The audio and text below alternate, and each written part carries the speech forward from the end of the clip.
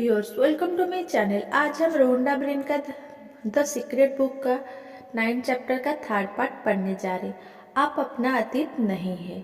Jack Canfield. बहुत से लोग खुद को जीवन का शिकार मानते हैं। वे अक्सर अतीत की घटनाओं को दोष देते हुए रहते हैं। हो सकता है वे कहें कि उन्हें पिटने वाले माता पिता या विघटनकारी परिवार में बड़ा होना पड़ा।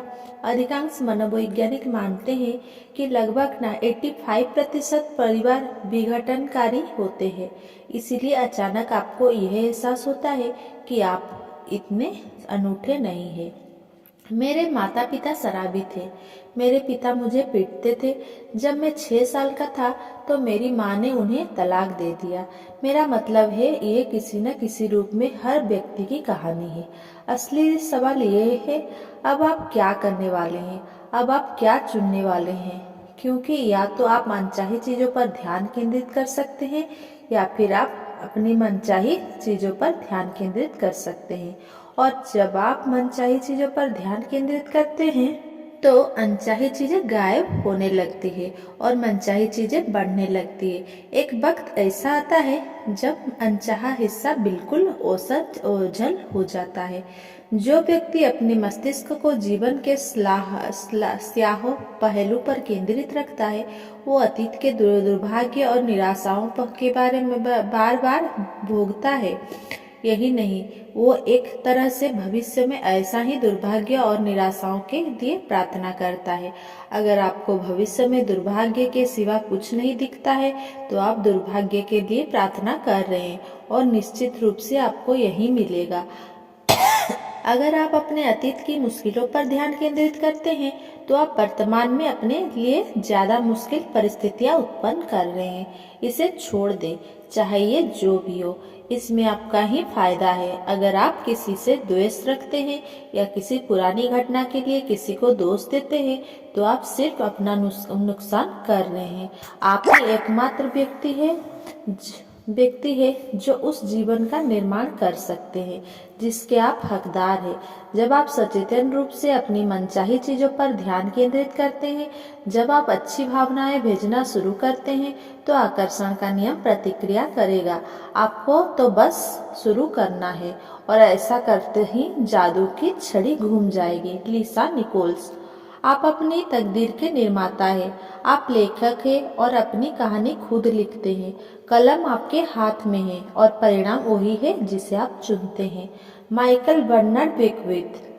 आकर्षण के नियम के बारे में सुंदर बात यह है कि आप जहां हैं वहीं से शुरू कर सकते हैं। आप इसी समय असली सोच से सोचना शुरू कर सकते हैं और अपने भीतर सद्भाव और खुशी की भावना उत्पन्न कर सकते हैं। नियम उसी के अनुरूप प्रतिक्रिया करने लगेगा। Doctor Joe Vitale. देखिए, आपके मन में कई धारणाएं होगी जैसे ब्रह्मांड में पर्याप्त से ज्यादा है, या आपके मन में यह विश्वास होगा कि मैं बूढ़ा नहीं हो रहा हूँ बल्कि जवान हो रहा हूँ। आकर्षण के नियम का प्रयोग करके हम जैसा चाहे बन सकते हैं। Michael Bernard Beckwith. आप खुद को अपनी गलत आनुवंशिक विरासत, सांस्कृतिक परंपराओं, सामाजिक धारणाओं से मुक्त कर सकते हैं और यह साबित कर सकते हैं कि आपका आंतरिक शक्ति संसार की शक्ति से ज्यादा बड़ी है। Doctor Fred Alan Wolf. हो सकता है आप सोच रहे हो, ये बहुत अच्छा लगता है लेकिन मैं यह नहीं कर सकता, या मेरी पत्नी मुझे ऐसा कभी नहीं करने देगी, या मेरा पति मुझे ऐसा कभी नहीं करने देगा, या यह करने के लिए मेरे पास पर्याप्त पैसे नहीं है, या मैं यह करने के लिए पर्याप्त शक्तिशाली नहीं हूँ, या मैं इसे करने के लिए पर्याप्त अमीर नहीं हूँ, या मैं नहीं हूँ, मैं नहीं हूँ, मैं नहीं हूँ, मैं नहीं हूँ। मैं नहीं हूँ का हर वाक्य एक रचना है। मैं नहीं हूँ कहने के बारे में जागरूक रहना अच्छी बात है। ध्यान रहे, आप जो भी कहते हैं उसका निर्माण कर रहे हैं। मैं हूँ शब्द की शक्ति के बारे में डॉक्टर वोल्फ ने जो सशक्त सलाह दी है वो सभी महान उपदेशकों ने दी है। जब आप कहते हैं मैं हूँ तो इसके बीच के शब्द पूरी शक्ति से सृजन का आह्वान कर रहे हैं, क्योंकि आप सच्चाई के रूप में इसकी घोषणा कर रहे हैं। आप इसे निश्चितता के साथ व्यक्त कर रहे हैं। इसीलिए जब आप कहते हैं मैं थका हुआ हूँ, या मैं कड़का हूँ, या मैं बीमार हूँ, या मैं देर से पहुँच रहा हूँ, या मैं मोटा हूँ, या मैं बूढ़ा हूँ, तो जिन कहता है आपकी इच्छा ही मेरा आदेश है। यह जानने के बाद क्या यह अच्छा विचार नहीं है कि दो सबसे सशक्त शब्द मैं हूँ का इस्तेमाल आप अपने लाभ के लिए करें? यह कैसा रहेगा?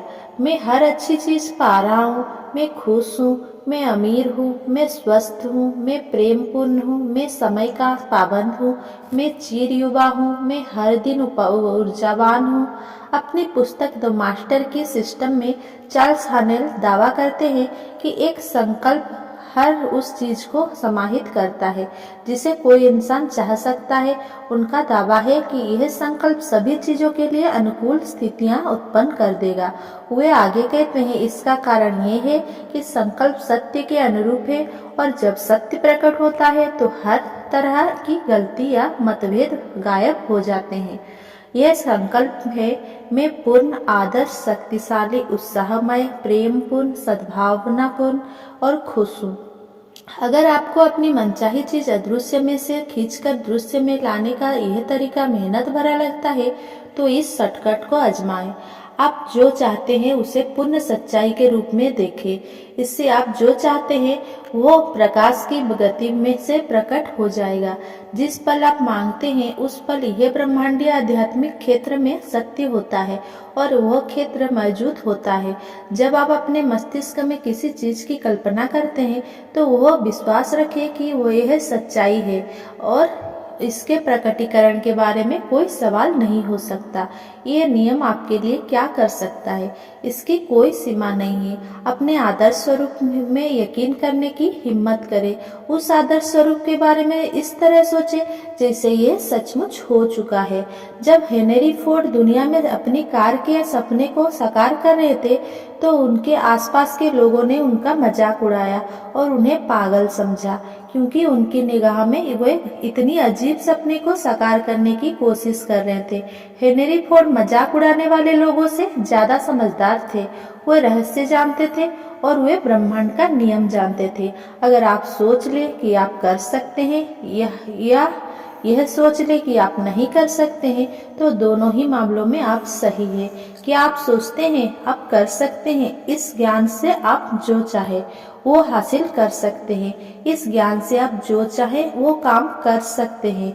हो सकता है अतीत में आपने इस बात को कम आंका हो कि आप कितने प्रतिभाशाली हैं। देखिए, अब आप जान चुके हैं कि आप विराट मस्तिष्क के अंश हैं, और आप उस विराट मस्तिष्क से जो चाहे बाहर निकाल सकते हैं। कोई भी आविष्कार, कोई भी प्रेरणा, कोई भी जवाब, कोई भी चीज आप जो चाहे कर सकते हैं। आप जीनियस हैं, इसीलिए खुद को यह बताना शुरू करें और आप सचमुच जो है उसके प्रति जागरूक बने। Michael Vernon Beckwith. क्या इसकी कोई सीमा है? बिल्कुल नहीं। हम असीमित व्यक्ति हैं। हमारे ऊपर कोई छत नहीं है। इस धरती के हर व्यक्ति के भीतर की क्षमताएं, योग्यताएं, प्रतिभाएं और शक्तियां असीमित है। Thanks for watching. Please like, comment, share and subscribe. Thank